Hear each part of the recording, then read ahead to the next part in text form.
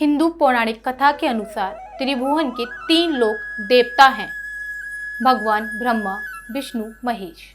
भगवान विष्णु को समस्त सृष्टि का पालनहार माना जाता है। उनमें से एक है उनका छठा अवतार, वो है भगवान परशुराम। ये वही परशुराम हैं जिन्होंने रामायण काल में महादेव का धनुष तोड़ने पर भगवान राम पर क्रोधित हुए।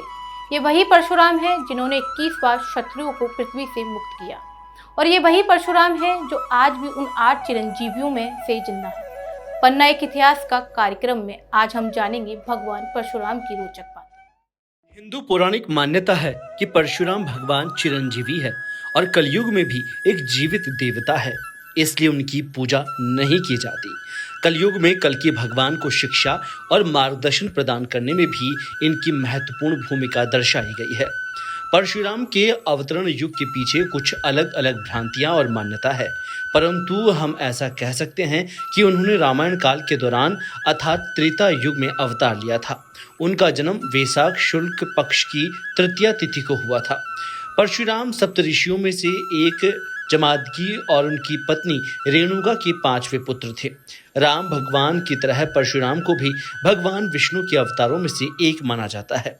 परशुराम जन्म से ही अत्यंत बहादुर, शूरवीर और कर्तव्यनिष्ठ आचरण के थे। भगवान परशुराम हिंदू धर्म में एक महत्वपूर्ण विश्वकर्मा के रूप में माने जाते हैं। उन्हें क्षत्रियों के परम अध्यात्मवेदी के रूप में जाना जाता है। भगवान शिव के परम भक्त परशुराम न्याय के देवता है। उन्होंने 21 बार इस पृथ्वी को क्षत्रिय विहीन कर दिया था। परशुराम भगवान शंकर के परम भक्त थे। उनकी तपस्या से प्रसन्न होकर भगवान ने उनको फरसा दिया था और शस्त्र के रूप में फरसा धारण करने के बाद उन्हें परशु कहा गया। फरसा मिलने के बाद उन्हें परशुराम के नाम से जाने जाने लगा। भगवान परशुराम का अवतार सबसे प्रचंड और सबसे व्यापक रहा। वहीं पिता की आज्ञा का मान रखने के लिए भगवान परशुराम ने अपनी माता का वध कर दिया। हालांकि बाद में पिता से ही वरदान मांगकर उन्होंने अपनी माता को पुनः जीवित कर लिया था।